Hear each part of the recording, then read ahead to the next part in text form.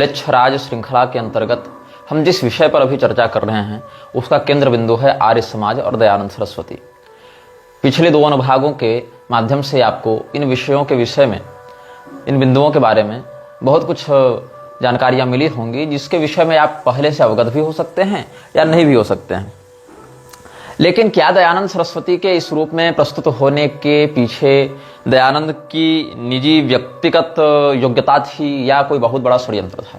क्योंकि भारत में जिस प्रकार की गतिविधियां अंग्रेज करवाना चाहते थे, सनातन धर्म की परिभाषा जिस प्रकार से अभिव्यक्त करना चाहते थे, सनातन धर्म के ग्रंथों के साथ लोगों की आस्था को तोड़ना जैसे चाहते थे, उस प्रकार के कार्य में दयानंद ने बहुत अभूतपूर्व सहयोग अंग्रेजों का किया है, चाहे प्रत्यक्ष रूप से चाहे परोक्ष रूप से। अब दयानंद के विषय में और जॉन मूर के विषय में तो हम बता चुके हैं। जॉन मूर से थोड़ा पहले चलते हैं। जॉन मूर के साहित्य के समाज पर पड़ने वाले प्रभाव से थोड़ा पीछे चलते हैं। एक ऐसे व्यक्ति के विषय में भी आपको जानना आवश्यक है जिसको भारत के शिक्षा जगत में एक बहुत बड़े क्रांतिकारी और समाज सुधारक के रूप में जाना जाता है, जिसका नाम था राम मोहन रॉय। राम मोहन रॉय एक बंगाली ब्राह्मण था, लेकिन ये उन्हीं ब्राह्मणों में से आता था जिनको देवी भागवत में राक्षसों का अवतार बताया गया है। देवी भागवत में बहुत से राक्षसों का पुनर्जन्म ब्राह्मण के रूप में होगा और सनातन धर्म को विकृत करेंगे, इस प्रकार की बातें वर्णित हैं। तो ब्राह्मण के शरीर में आने के बाद भी उनका स्वभाव जो है वह राक्षसी हो जाता है, जैसे कि रावण इत्यादि का था। हालांकि रावण इत्यादि बहुत उच्च कोटि के ब्रह्म राक्षस हुए, ये लोग तो कहीं के नहीं थे, लेकिन फिर भी कुल की दृष्टि से ब्राह्मण होने के बाद भी इनका समस्त चिंतन, आचार, विचार, संगति, महत्वाकांक्षा ये सब म्लेच्छों के ही समान थे। तो राममोहन राय को शिक्षाविदों ने, जो ऐसे शिक्षाविद जो अंग्रेजों के द्वारा स्पॉन्सर किए गए थे, और आधुनिक भारत की भी एनसीईआरटी पाठ्य पुस्तकों में राजा राममोहन राय, जो राजा था नहीं, उसको राजा और बहादुर की उपाधि अंग्रेजों ने दे रखी थी। तो इस व्यक्ति को इतना ग्लोरीफाई किया जाता है, इस व्यक्ति को इतना अभिव्यक्त किया जाता है, एक पुनर्जागरण का पुरोधा बताते हुए भारतीय समाज में एक नवीन चेतना के संचार के लिए और बाल विवाह एवं सती प्रथा को बंद कराने के लिए। बाल विवाह और सती प्रथा जो हैं वो सनातन धर्म की मर्यादा में जिस प्रकार से वर्णित हैं, उस प्रकार की बातें ये लोग न जानते हैं, न मानते हैं, न समझते हैं। सती होना, जैसा कि हम पहले भी कई बार बता चुके हैं, किसी भी स्त्री की वैयक्तिक इच्छा होती थी। जैसे महाराज पांडु के निधन के बाद कुंती देवी उनके साथ चिता में जलकर नहीं मरी, लेकिन माद्री ने पतिलोक का अनुगमन किया।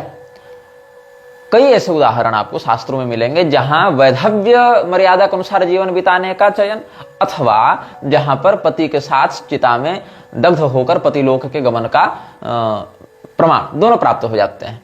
तो बच्चे ही रहने पर जो विवाह होता है, बाल विधवा जो हो जाती है, बाल विधवा के लिए अपने पति के मृत्यु के बाद चिता में जलने का कोई नियम नहीं है, अपितु निषेध है। गर्भवती स्त्री नहीं जल सकती है, जिसके बच्चे छोटे हों वो नहीं जल सकती है, जो बहुत बीमार रहती हो वो नहीं जल सकती है, जिसके मन में चिता में चढ़ने का साहस न हो वो भी नहीं जल सकती है, जिस स्त्री के सास ससुर माता पिता बूढ़े हों वो भी नहीं जल सकती है, जो स्त्री कुष्ठ इत्यादि रोगों से ग्रस्त हो वो भी नहीं चिता में चढ़ सकती है।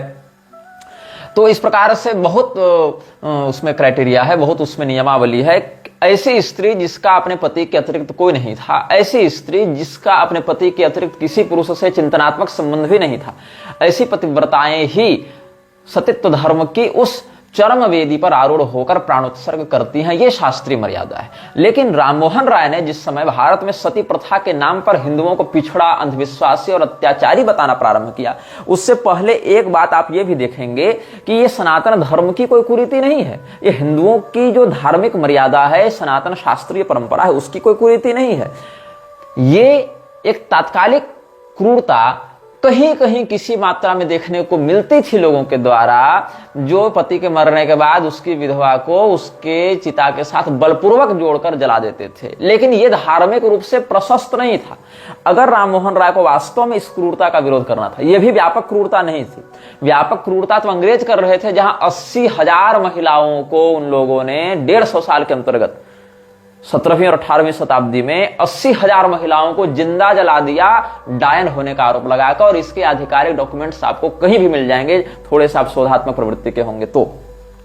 लेकिन अंग्रेजों के विरुद्ध इसने कभी कुछ नहीं कहा। कि तुमने 80,000 महिलाओं को डायन होने का आरोप लगाकर जला दिया। और ये बात तो मतलब 20वीं शताब्दी के लगभग 5वें 6ठे दशक तक चली है ये बात।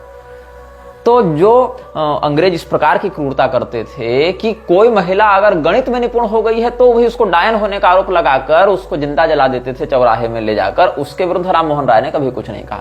न राममोहन राय ने कभी सनातन धर्म की शास्त्रीय परिभाषा के अनुसार पतिव्रता स्त्री को सती कहते हैं, वो जीवितावस्था में ही सतीत्व धर्म का पालन करती है। सती अनुसुईया, साध्वी, सती सावित्री, ये सब का जो नाम आता है, सती शब्द ही अपने आप में पतिव्रता होने का पर्याय है। भगवती का एक नाम ही सती है। अब लोगों को लगता है कि वो दक्ष प्रजापति के यज्ञ में जल के मरी थी इसीलिए उनको सती कहा गया, ऐसा नहीं है। उनका नामकरण ही दक्ष प्रजापति ने सती, मतलब चरित्र जिनका पवित्र हो, जिनमें सत्व की प्रधानता हो, जो पतिव्रता हो, ऐसी स्त्री, इस प्रकार से उनका नामकरण ही किया था। महाभागवत में आपको इसका प्रमाण प्राप्त हो जाएगा। महाभागवत पर हमने कथा भी वृंदावन में कही है, जिसकी वीडियो यूट्यूब में उपलब्ध है।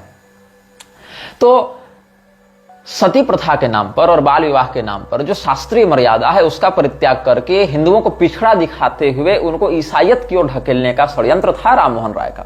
हालांकि राममोहन राय इसमें उस कालखंड में बहुत प्रभावी नहीं हुआ। राममोहन राय ने वर्णाश्रम का विरोध किया, उसने मूर्ति पूजा का विरोध किया, उसने आत्मीय समाज की स्थापना की। आत्मीय समाज जब सफल नहीं हुआ तो ब्रह्म समाज की स्थापना की। ब्रह्म समाज भी कुछ खास कर्तव्य नहीं दिखा पाया। तो राममोहन राय बन गया राजदूत मुगलों का। उसमें शाह अकबर द्वितीय मुगल सम्राट के रूप में, या मुगल राजा या मुगल बादशाह या जो कह दो, मुगल मतलब सल्तनत का वो मुखिया था शाह अकबर द्वितीय, उसी का राजदूत बन गया और उसी की पेंशन की वकालत करने के लिए पहुंच गया था अंग्रेजों के पास लंदन में। वहीं पर इसकी मृत्यु भी हुई थी। तो राममोहन राय जिस प्रकार का कार्य मिशनरियों की उत्प्रेरणा से कर रहा था, उसी कार्य को और प्रभावी रूप से किसने कुछ दशकों के बाद आगे बढ़ाया? जॉन मूर ने। और जॉन मूर के इसी कार्य को कुछ दशकों के बाद किसने आगे बढ़ाया? दयानंद सरस्वती ने। तो राममोहन राय जहां पर मरा है ब्रिस्टल में, जहां पर उसकी कब्र है, उसको ईसाई तरीके से दफनाया गया था। यह बात याद रखिएगा। राममोहन राय को हिंदू समाज सुधारक नहीं था, वो एक ईसाई था, कन्वर्टेड क्रिश्चियन था। वो जन्मा ब्राह्मण के यहां था, लेकिन उसके माता पिता ने उसको घर से निकाल दिया था। उसकी मां ने उस पर केस भी कर रखा था इन्हीं गतिविधियों के कारण।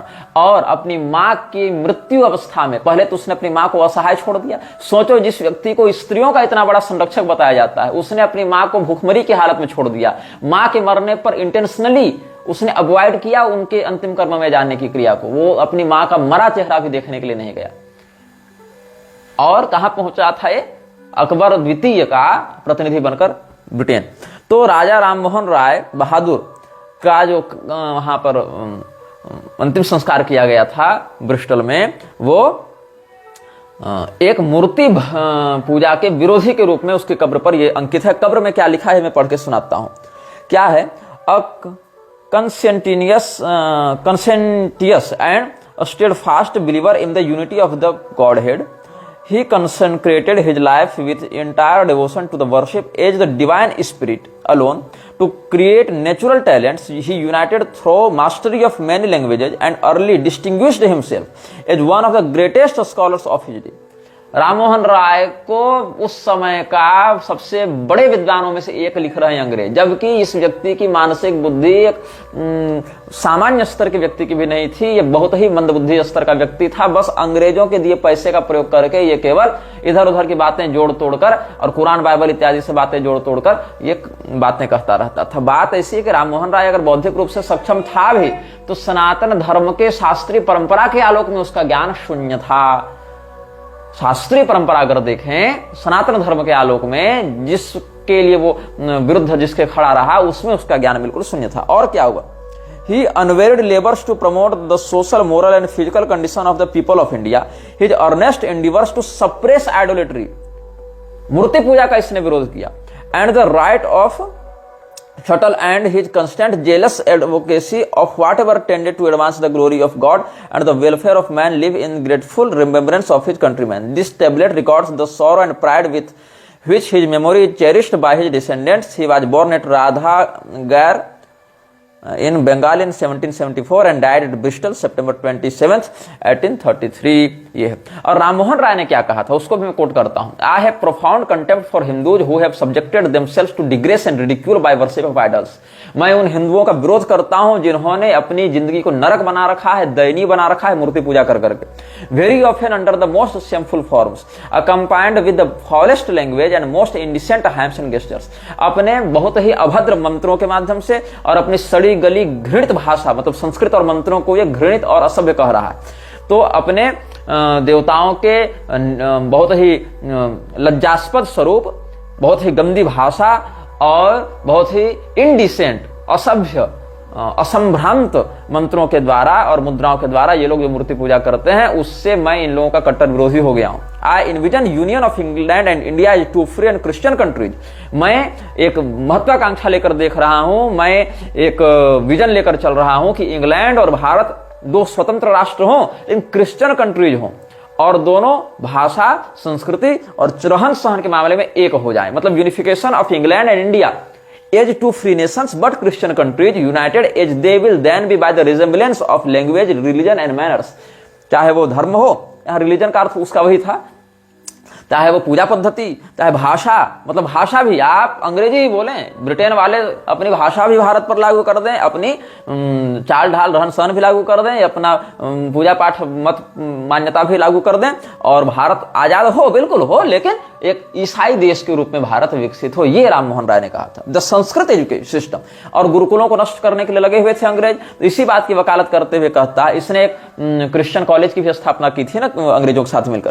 तो the Sanskrit system of education would be the best calculated to keep this country in darkness. अगर भारत को अंधकार में ढकेले रखना है तो संस्कृत की व्यवस्था, संस्कृत माध्यम से शिक्षा प्रणाली की व्यवस्था को तुम बनाए रख सकते हो।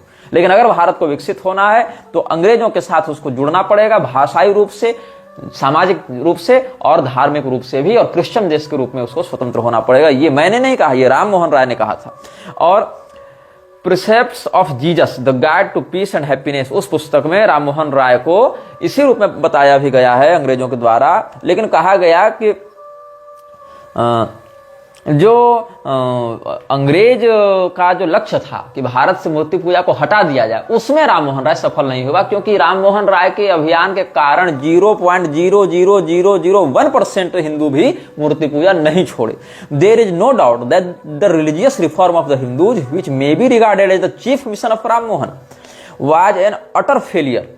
His views didn't touch even a fringe of the Hindu society, and even after 2 centuries, 200 साल के बाद भी not even 0.00001% of the Hindus have given up adultery। मतलब आप ये जानिए इसके अनुसार कि भारत में 1 लाख आदमी में से 1 आदमी भी राममोहन राय से प्रभावित होकर मूर्ति पूजा नहीं छोड़ रहा है। लेकिन प्रयास इसने यही किया था।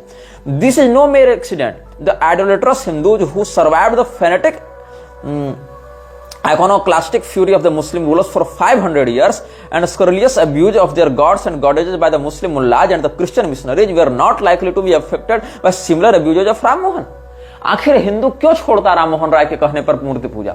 इसीलिए नहीं छोड़ता क्योंकि हिंदू 500 सालों से जब मुसलमानों का अत्याचार सहते हुए, मंदिरों को टूटते हुए देखकर अपने ऊपर खूब अत्याचार सहकर भी मूर्ति पूजा के प्रति श्रद्धा बनाए हुए है, जब ईसाइयों के द्वारा बार बार आक्षेप किए जाने पर भी हिंदू अपने आराध्यों से अपनी निष्ठा नहीं तोड़ पा रहा है, मूर्ति पूजा नहीं छोड़ रहा है और उस पर निष्ठा बनाए हुए, तो राममोहन राय के कहने से वो कैसे छोड़ देता? इसीलिए राममोहन राय के ऊपर अंग्रेजों ने जो दाव खेला था वो फेलियर साबित हुआ। ऐसा यही लोग कह रहे हैं, अंग्रेज लोग ही बता रहे हैं।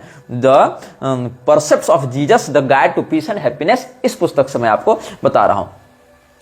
तो राममोहन राय ने जो प्रयास किया वो असफल रहा, और जब ये असफल रहा तो क्या किया गया? जॉन मूर को आगे बढ़ाया गया कि अब संस्कृत में तुम कुछ लिखो, और स्वयं तो संस्कृत से जानेगा नहीं, तो उस समय के जो लोभी कुछ संस्कृतज्ञ थे उनको पैसा देकर उसने सब बातें लिखवाई कि ये सब बातें उसमें लिखो। इसीलिए उसकी संस्कृत बहुत उच्च कोटि की लगती है लोगों को। मत परीक्षा इत्यादि में जो संस्कृत का प्रयोग किया गया है बहुत उच्च कोटि का काव्य लगता है पढ़ने पर, लेकिन उसके पीछे की षड्यंत्र को आप समझेंगे और उसके पीछे के षड्यंत्र को समझेंगे तो सारे विषय आपको हस्तामलकवत स्पष्ट हो जाएंगे।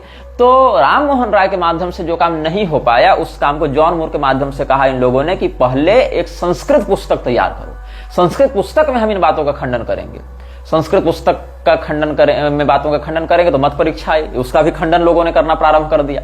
हालांकि नीलकंठ इत्यादि कुछ लोगों को जो जॉन मूर था उसने अपने प्रभाव में लेकर ईसाई बनाने में सफलता प्राप्त कर ली थी, लेकिन क्या हुआ कि जो सनातनी समाज था वो इस बात को स्वीकार नहीं कर रहा था। तो जो सनातनी समाज स्वीकार कर ले इसके लिए एक हिंदू चेहरा इनको चाहिए था।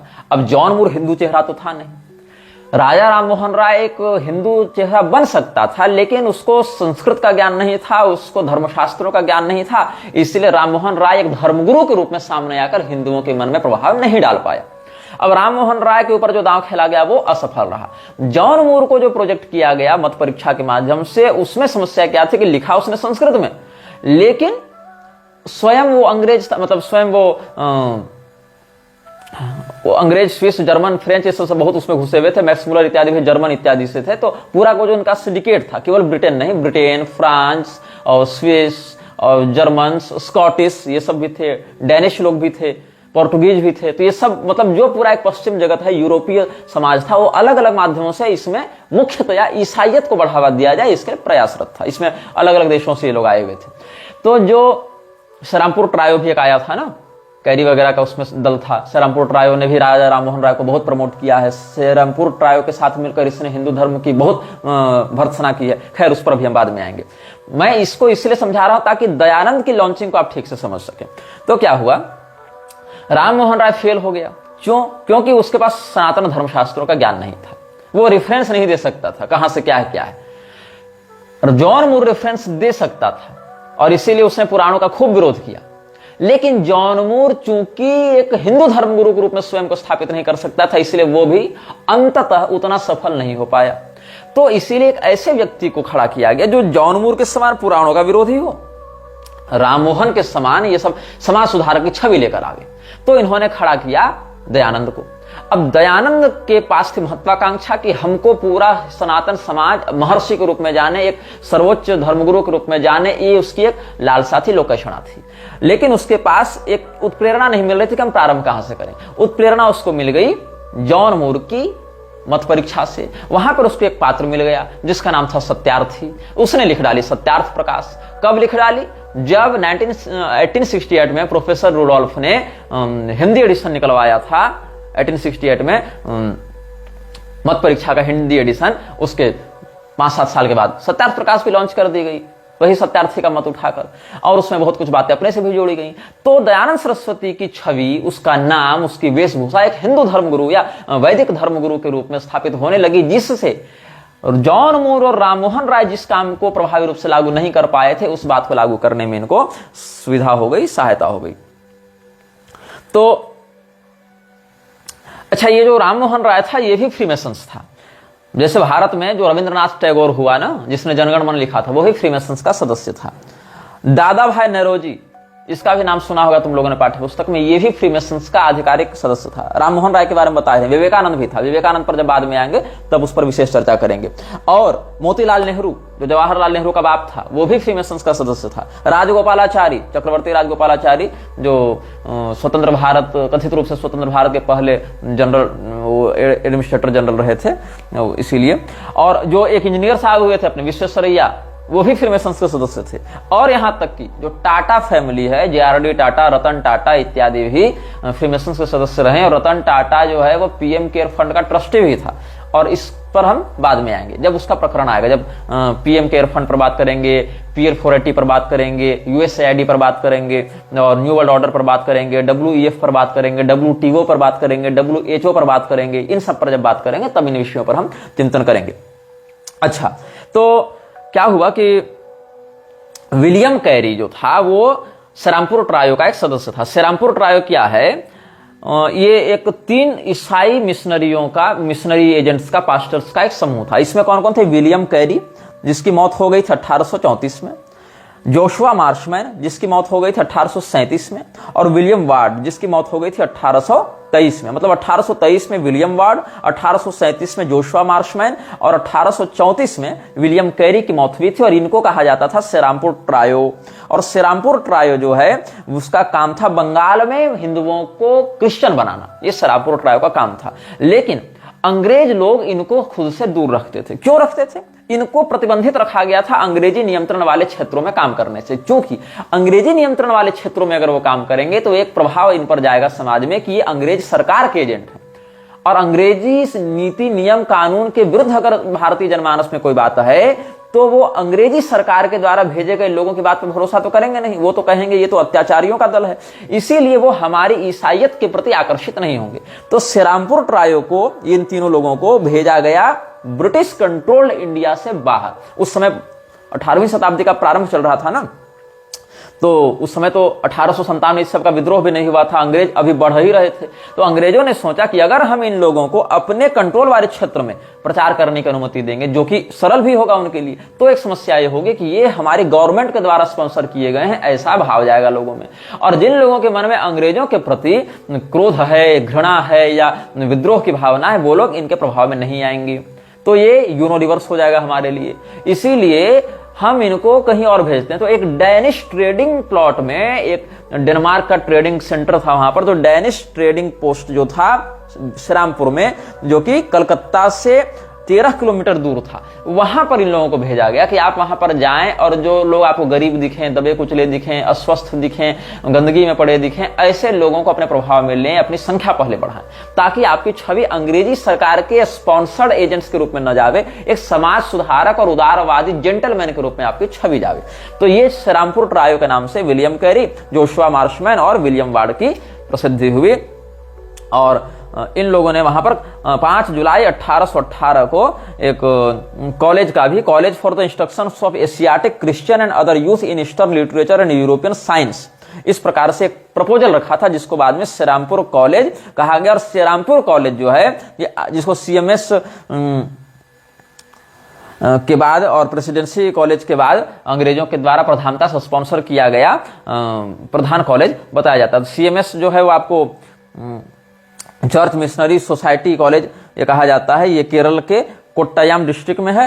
और प्रेसिडेंसी कॉलेज कलकत्ता में अंग्रेजों ने बनवाया था, और यहाँ पर श्रीरामपुर कॉलेज बनवाया 1818 में अंग्रेजों ने श्रीरामपुर में। ये कॉलेज आज भी चल रहा है, तो ये बनाया गया था। अब राम मोहन राय,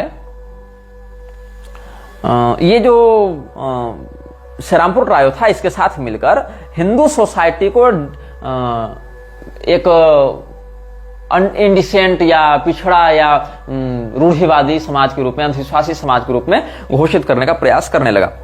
ये सब पैम्पलेट इत्यादि छापकर खूब बेचा करते थे और बांटा करते थे, और जो सती प्रथा है उसका विरोध करके, मतलब कोई सती स्वेच्छा से भी नहीं हो सकती, ऐसा इसने एक कानून बनवाने का प्रयास किया था, और बाल विवाह पर भी रोक लगवाई। अब लोगों को लगा बड़ी अच्छी समाज सुधार की बात है, लेकिन इसका दुष्परिणाम धीरे धीरे आज की पीढ़ी में जाकर, 4, 5, 6 पीढ़ी के बाद जाकर क्या देखने को मिलता है। अभी कुरीति नहीं है, जो इंस्टाग्राम में नंगी लड़कियां नाच रही हैं और जो इतने तरह के अश्लील वेब सीरीज चल रहे हैं, क्या ये कुरीति नहीं है?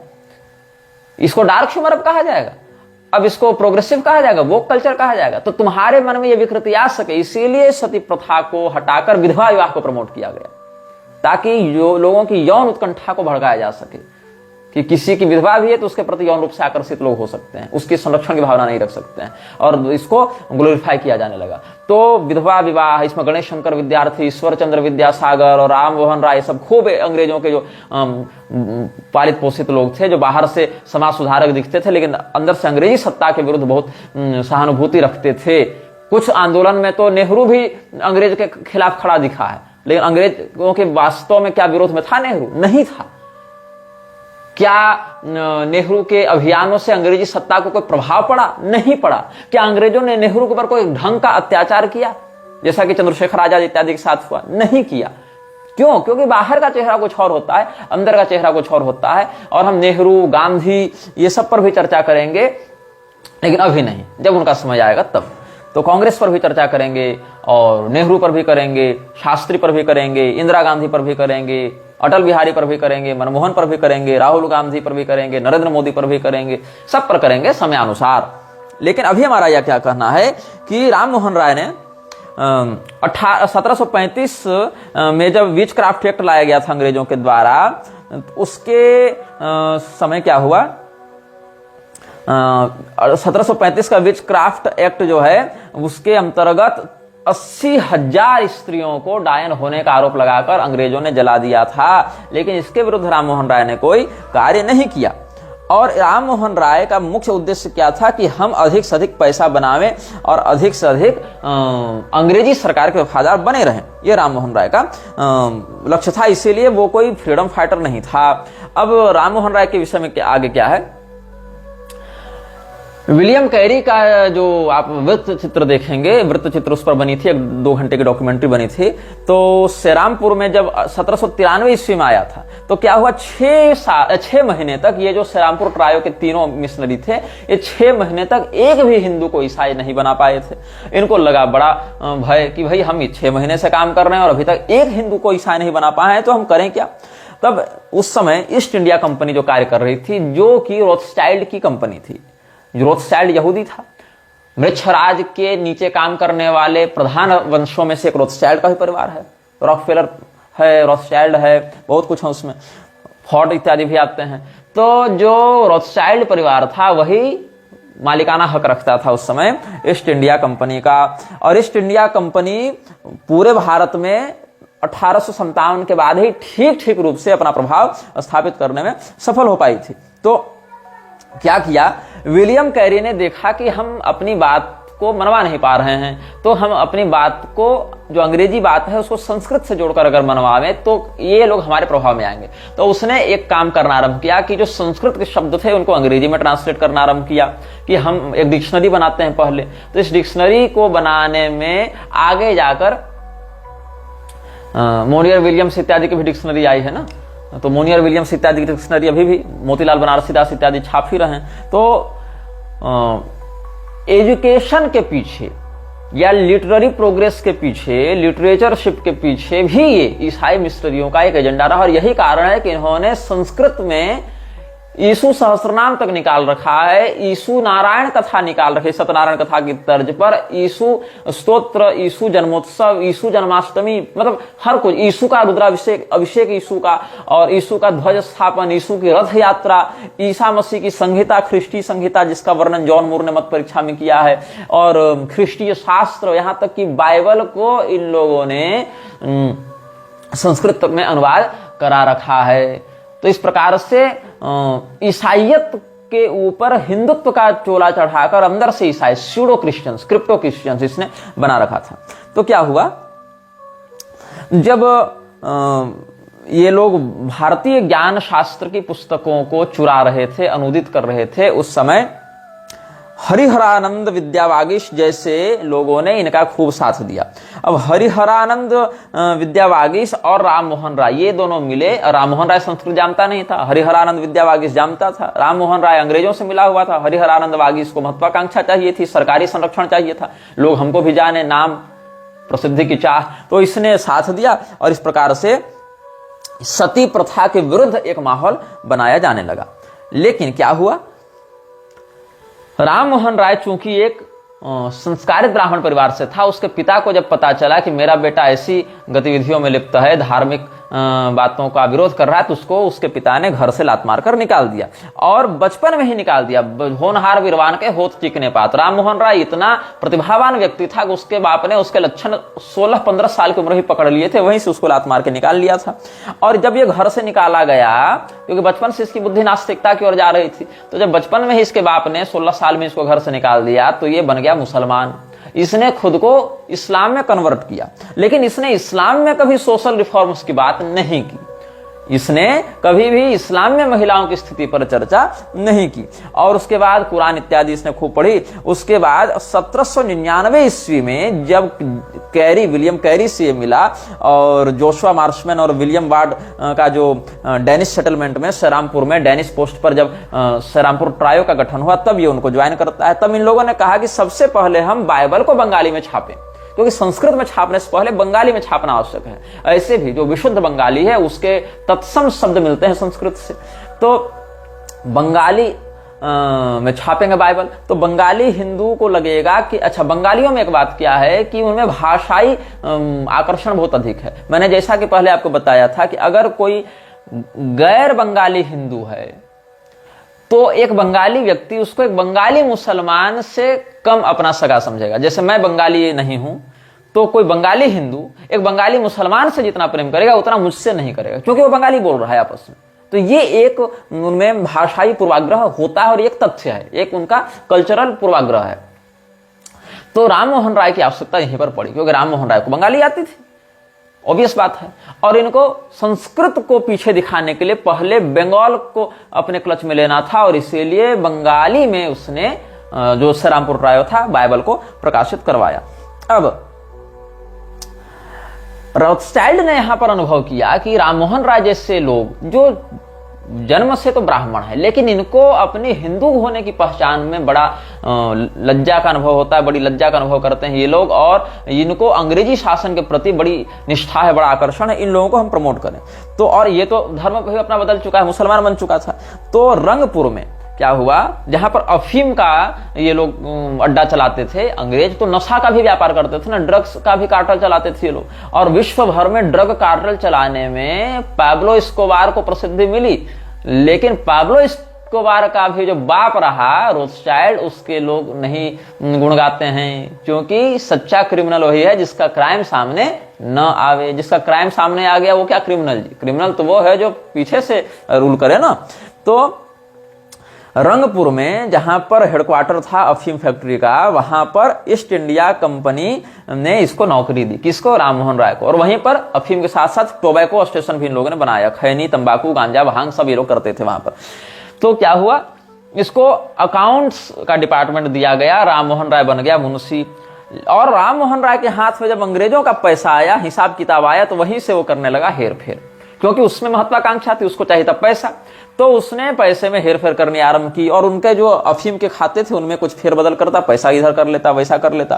तब क्या हुआ, थॉमस वुडफॉर्ड जो था, थॉमस वुडफॉर्ड उसमें अपीलेट कोर्ट मुर्शिदाबाद में रजिस्ट्रार था, और उसने ये गलती पकड़ी, ये मैनिपुलेशन पकड़ा कि राममोहन राय नौकर हमारा है, मुंशी हमारे यहाँ का है, हिसाब में ऐसे गड़बड़ कैसे मिल रही है, ये पैसा जा कहाँ रहा है इसका। तो उसने कर दिया निलंबित, उसने कर दिया राममोहन राय को सस्पेंड।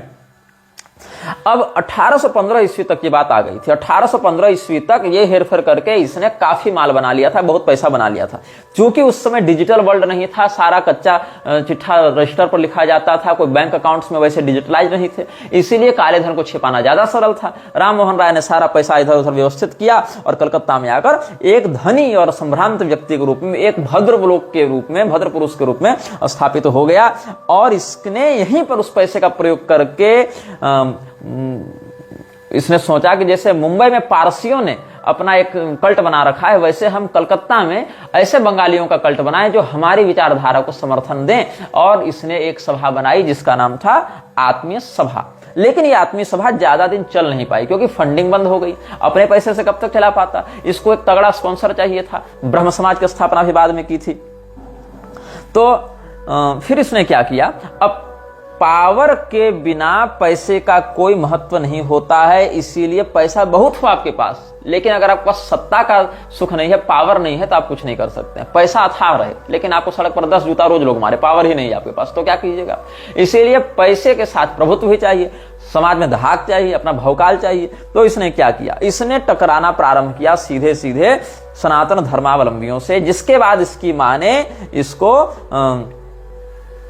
अपने जायदाद से या अपने उत्तराधिकार से निलंबित करते हुए राममोहन राय पर केस भी किया। और ब्रिटेन वालों ने इसका खूब प्रचार किया कि राममोहन राय एक समाज सुधारक है, एक क्रांतिकारी है, भारत को नई दशा दिशा दे सकता है, तुम्हें इस गुर्बत से निकाल सकता है, तुम्हें एक विकसित और सिविलाइज्ड नेशन के रूप में ये प्रमोट कर सकता है, इसीलिए हम इसको समर्थन दे रहे हैं। और सती प्रथा जैसी कुरीति को ये हटाना चाह रहा है, जबकि सती प्रथा भी जो है अंग्रेजों के द्वारा फैलाए गए एक अफवाहों में से एक था, जिसका कोई व्यापक प्रैक्टिशनर भी नहीं था, लेकिन कोई तो मुद्दा चाहिए था बढ़ाने के लिए। तो मतलब राममोहन राय ने जो काम किया, उस काम की इतनी प्रशंसा मैकॉले और मैक्स मुलर के चिंतन में थी, क्योंकि राममोहन राय ने सीधे सीधे सनातनी मूल्यों पर प्रहार किया, और सनातनी मूल्यों से लोग कटेंगे तब ईसाइयत को बढ़ेंगे। इसलिए मैक्स मुलर और मैकॉले जैसे लोग राममोहन राय के बड़े प्रशंसक रहे अपने समय में, कि भाई राममोहन राय ने जो काम किया, यहाँ घर का जो है वो उसने सारा हमको मार्ग बताया कि किस प्रकार से हम हिंदुओं को ईसाइयत में परिवर्तित कर सकते हैं। अच्छा, इसमें क्या है, राम मोहन राय जो है जहां पर मरा, ब्रिस्टल में, ब्रिस्टल कहाँ है, इंग्लैंड में, वहां पर हर साल राम मोहन राय के जो रिश्तेदार हैं या उसके जो मानने वाले हैं, जानने वाले अनुयायी हैं, वो हर साल वहां पर आकर श्रद्धांजलि देते हैं। और जो एक मेयर है वहां का, वो हर साल वहां पर आकर उसको ट्रिब्यूट देता है। क्यों देता है? ताकि वो अपनी कटसी को सिद्ध कर सके कि हाँ, तुमने जो काम किया भैया वो बढ़िया काम किया। तो ये जो राम मोहन राय बाद में क्रिश्चियन भी बनता है, और राम मोहन राय का शास्त्रार्थ भी होता है। किससे शास्त्रार्थ होता है? तो राम मोहन राय का शास्त्रार्थ हुआ था, अच्छा, इसमें 3 लोगों का नाम है। एक तो विलियम कैरी था, जिसके बारे में बता चुके, उधर हरिहरानंद विद्यावागीश संस्कृतज्ञ, इधर कैरी जो था वो कैरी मीनाती अपने टाइम का, जो विलियम कैरी श्रीरामपुर ट्रायो का एक, और इधर जो राजा राम मोहन राय, इन तीनों ने मिलकर, एक बंगाली में निपुण था, एक संस्कृत में निपुण था, और एक अंग्रेजी में निपुण था। तीनों ने मिलकर ये जो है तंत्र शास्त्र की आड़ में तांत्रिक परंपराओं की भर्त्सना करते हुए, उसको कुरीति बताते हुए, उसकी दुर्गतिपूर्ण व्याख्या करते हुए हिंदुओं के मन में हिंदुत्व के प्रति वितृष्णा को जन्म दिया। और जब ये मिशनरियों के साथ काम कर रहा था, तो इसकी माँ ने हिसाब पूछा कि तुम घर से इतने समय तक बाहर रहते हो, कहाँ जाते हो? तो इसने अपने माँ को बताया कि हम हिमालय में परम सत्य की खोज में है। जबकि उस समय क्या हुआ था, ये हिमालय में नहीं, ये तो कैरी के साथ काम किया करता था।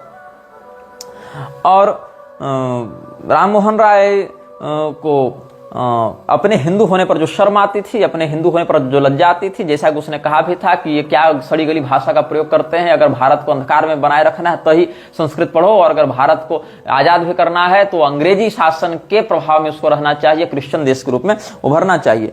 तो राम मोहन राय जो है वो अंग्रेजों के लिए एक ऐसी चाबी बन गई, राम मोहन राय बन गया ऐसी चाबी, जिसके माध्यम से ये लोग बंगाली हिंदुओं के मन के ताले को खोलकर उसमें अपनी मनमानी बातों को डाल सके। तो लगभग 2 दशकों तक राम मोहन राय इसी प्रकार से उछलकूद मचाता रहा।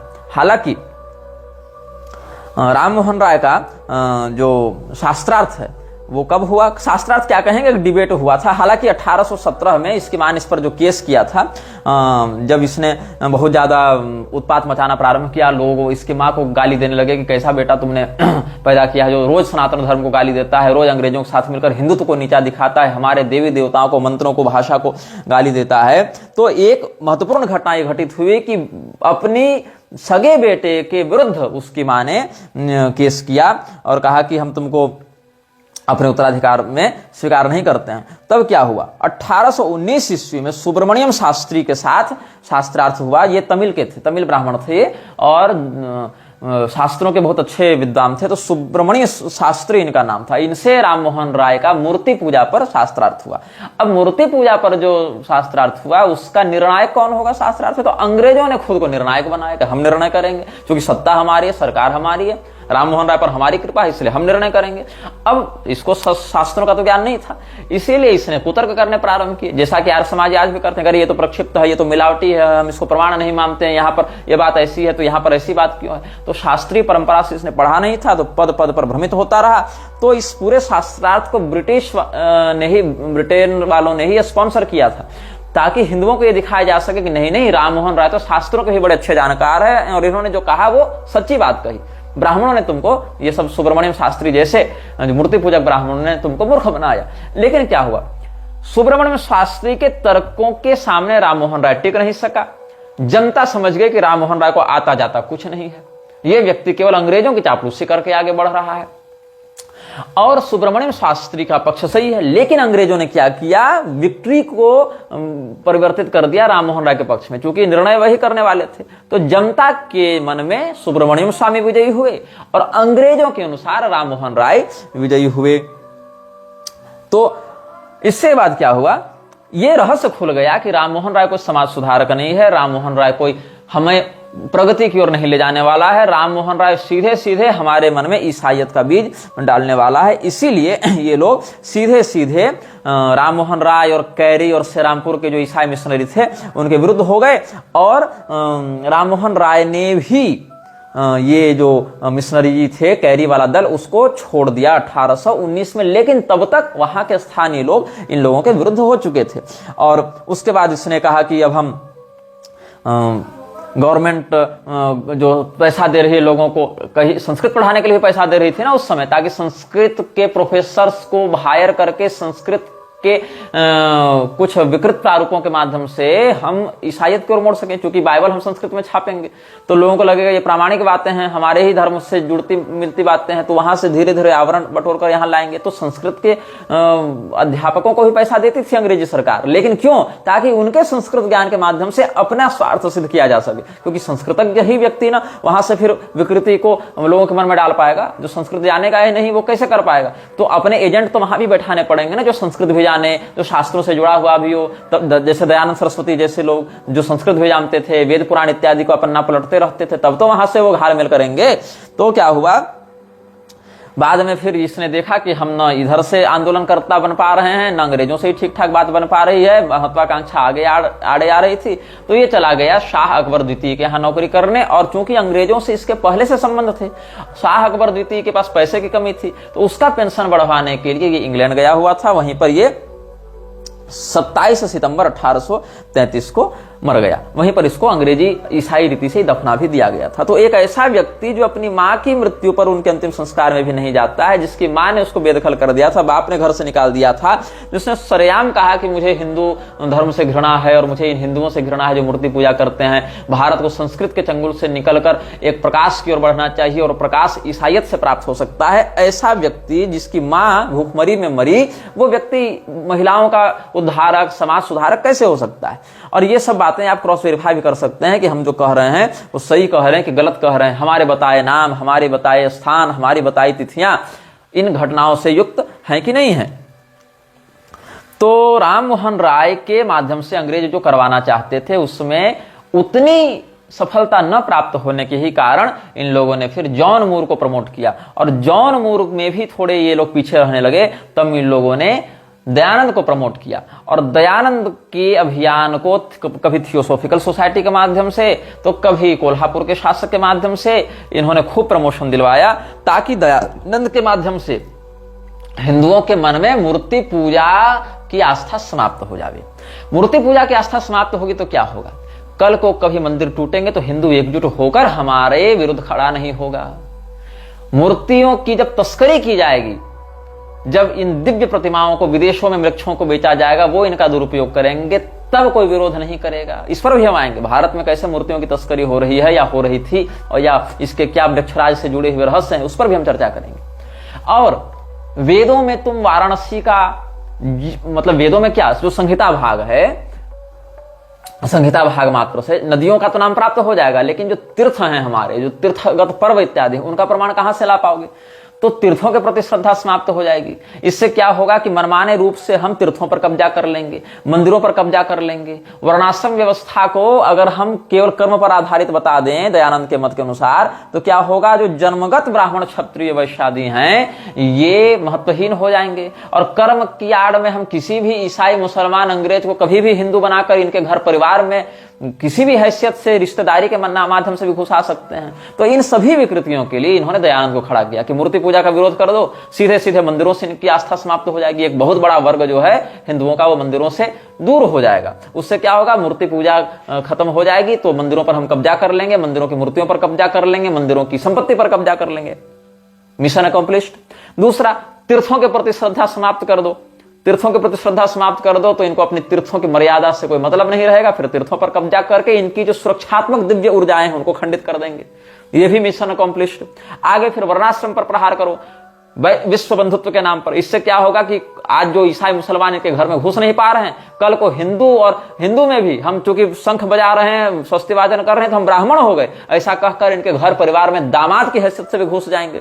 जो आज दरवाजे के अंदर नहीं घुस रहे हैं, लक्ष्य नहीं घुसने दिया जाता, उनको दामाद बनाकर भी हम घर में घुसा देंगे। ये कह के कि हम तो भाई आर्य हैं, हम तो हिंदू हैं, सनातनी हैं, हम तो वैदिक हैं, ये कह के किसी को घुसा दें। ये तीसरा मिशन हो गया, वर्ण संकरता, खून में शुद्धि कर दें। चौथी बात क्या हो गई? मान्य धर्म शास्त्रों को प्रक्षिप्त कहकर बकवास करके उनकी बातों को तोड़ मरोड़ कर उनके प्रति आस्था ही हटा दें, तो क्या होगा? न ये मंदिर जाएंगे, न ये तीर्थ जाएंगे, न ये अपने वर्णाश्रम कुल धर्म पर कुल देवता इत्यादि के अनुसार व्यवहार करेंगे, न सदाचार का पालन करेंगे, न ये लोग अपने मान्य धर्म शास्त्रों के प्रति असंदिग्ध आस्था से युक्त रहेंगे। तो फिर चलेंगे कहां? तब ये अंततः आएंगे ईसाइयत की शरण में। और अगर नहीं भी तत्काल ईसाई बने तो क्या होगा? आज देख लो कि आर्य समाज से जितने लोग जुड़े हुए उनके घर में कुल देवता की पूजा समाप्त, उनकी गोत्र परंपरा समाप्त, वर्ण संकरता चरम पर, फुल पैंट शर्ट पहन के खड़े खड़े मूत रहे हैं, लेकिन नाम बताएंगे कि हम वैदिक हैं, वेदों में हम निष्ठा रखते हैं और हम ही देश को नई दशा और दिशा देंगे। और अंततः इनका अंत नास्तिकता में ही जाकर समाप्त होता है, या फिर भयंकर गालीबाजी करते हुए मानसिक अवसाद के ये शिकार हो जाते हैं। तो अंततः क्या होता है? उस समय लगेगा कि ये तो बहुत क्रांतिकारी काम है, लेकिन धीरे धीरे 3-4 पीढ़ी के बाद जो परिणाम देखने को मिलेगा वो उनका अंततः म्लेच्छत्व की ओर ही स्थापित होगा, जो कि ईसाइयों का, मिशनरियों का और उनके परम प्रायोजक म्लेच्छराज का अभिष्ट भी है। जो लोग ये सोचते हैं कि राम मोहन राय ने ही सती प्रथा के विरुद्ध आंदोलन किया था, वो मूर्ख हैं।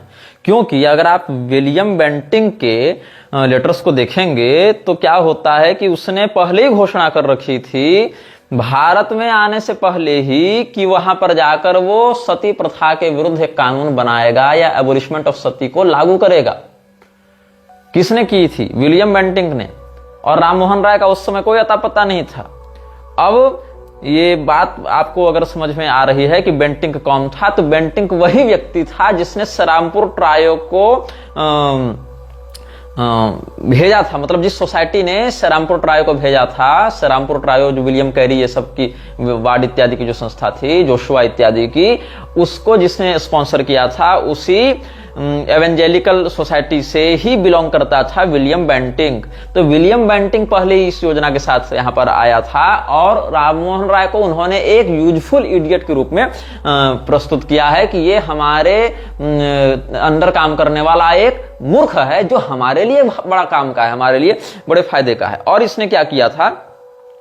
1829 में कलकत्ता के टाउन हॉल में क्या कहा था राजा राम मोहन राय ने? The greater our intercourse with the European gentleman, the greater will be our improvement in literary, social and political affairs. क्या कहता है कि जो अंग्रेजों के साथ हमारा उठना बैठना है, हमारा रहन सहन है यूरोपियन जेंटलमैन के साथ, उस जितना अधिक बढ़ेगा, जितना अधिक हम इसमें घुलेंगे मिलेंगे, हमारा साहित्य, हमारा समाज, हमारे राजनीतिक हित उतने अच्छे से सधेंगे। और क्या है कि देखो, एक इसमें यह भी अवधारणा प्रस्तुत की गई कि भारत को सभ्य बनने के लिए सैकड़ों साल के अंग्रेजी शासन की आवश्यकता है। यद्यपि अगर कोई देश कहीं पर आक्रमण करके विजयी होता है तो हारे हुए देश के लिए उसको बुरा माना जाता है, लेकिन भारत को अपना सौभाग्य समझना चाहिए कि यहां अंग्रेजी हुकूमत आई, अंग्रेजी सत्ता आई जो हमें सभ्य बना रहा है। Conquest is a very rarely an evil when the conquering people are more civilised than the conquered, because the former brings to the latter the benefits of civilization. India requires many more years of English civilization so that she may not have many things to lose while she is reclaiming her political independence. ये इसने कहा। तो इतना ही नहीं, इसने जब Christian missionary के साथ हाथ मिलाया था तो उनके द्वारा हिंदुओं पर जो अत्याचार किए जाते थे उस पर इसने कभी आवाज नहीं उठाई। साथ ही राम मोहन राय ने भगवान कृष्ण के विषय में जो चित्रण किया उसको आप पढ़ेंगे। He was a murderer, molester, debauched, adulterer and unhygienic and he can I worship a god sunk lower than my menial servant, the man who washes my water closet। भगवान कृष्ण के विषय में क्या कहता है? मतलब हिंदुओं से ही नहीं, भगवान कृष्ण से इतनी घृणा कर रहा है।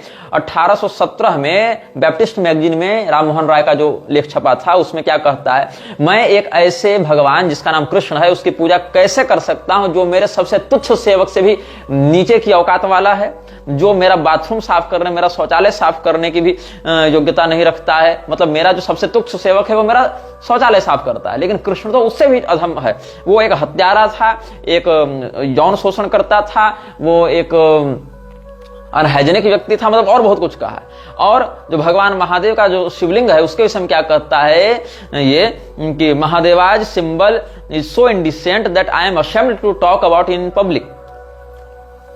मतलब जितने भी महादेव से संबंधित बातें हैं, शिवलिंग इत्यादि का पूजन है, वो तो इतने घृणित हैं कि हम उनके विषय में बात भी नहीं कर सकते किसी सभ्य व्यक्ति के पास। और भगवती कालिका को भी इसने बहुत गालियां दी हैं, भगवान महादेव को भी बहुत गालियां दिया हैं, और भगवान हनुमान जी का मजाक उड़ाया, गणेश जी का मजाक उड़ाया। He was horrified that Hindu gods were in shape of monkey, fish, hog, elephant, Varaha भगवान का मजाक उड़ाया, खूब मजाक उड़ाया। और इसने जो बातें अपने सिद्धांत को या अपने विचारधारा को आगे बढ़ाने के लिए कही, उसमें केवल एक पूर्वाग्रह है, हिंदुओं को नीचा दिखाने के लिए और यह बताने के लिए कि अंग्रेजों ने आकर तुम पर बड़ी कृपा की है। ऐसे भी राम मोहन राय जैसे बहुत से उस समय जो कथित इंटेलेक्चुअल्स थे, उनको अंग्रेजों से एक विशेष प्रेम था, क्योंकि उनको लगता था कि हमें मुगलों के शासन से अगर किसी ने बचाया है, छुड़ाया है, इस्लामी आतंक से किसी ने रक्षा की है, तो अंग्रेज हैं, अंग्रेज देवदूत बनकर आए हैं, ऐसा उनको लगता था। और यही कारण है कि मुगलों का जितना विरोध सांस्कृतिक रूप से किया हिंदुओं ने, उस समय के कथित इंटेलेक्चुअल्स ने उतना विरोध अंग्रेजों का नहीं किया। जबकि स्थायी क्षति मुगलों ने नहीं पहुंचाई, वो लूटे, मारे, काटे, लड़ाई हुई, ठीक है, लेकिन हमारे घर की परंपरा को, हमारे कुल धर्म, जाति धर्म, वर्ण धर्म की परंपरा को वो विकृत नहीं कर पाए।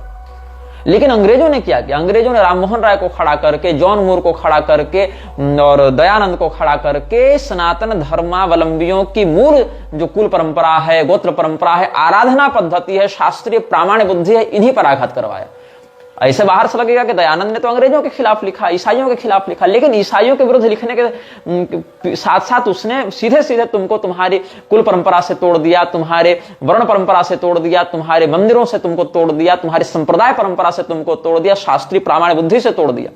और इसीलिए प्रोफेसर रुडोल्फ को यह कहना पड़ा कि दयानंद जिस प्रकार से दरार डालते जा रहा है वेद और पुराण के बीच में, एक समय ऐसा आएगा कि हिंदू पुराण से श्रद्धा खत्म कर देगा, वेद में ऐसे भी नहीं रह पाएगा, तो अंततः उसको एक नए और आकर्षक मत की आकांक्षा होगी। और हम आशा करते हैं कि वो मत हमारा ईसाईयत ही हो। यह वीडियो जल्द ही हटा दिया जा सकता है, कृपया थर्ड पार्टी ऐप्स का उपयोग करके डाउनलोड करें। आप इस वीडियो को अपने चैनल पर फिर से अपलोड भी कर सकते हैं।